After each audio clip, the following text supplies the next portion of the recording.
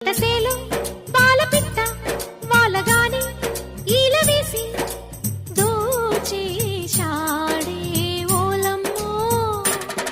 కందిసేలో కన్నెలేడి కాలు పెట్టే వాలు చూసి కాజేసేది ఎట్టమ్మో. మురిపాల మూగనవ్వు పులకించి పూతకొస్తే, సరసాల సంకురాత్రి తొలి కోడి కూతకొస్తే, రూపాయి రంగు బొమ్మ నీవేలే.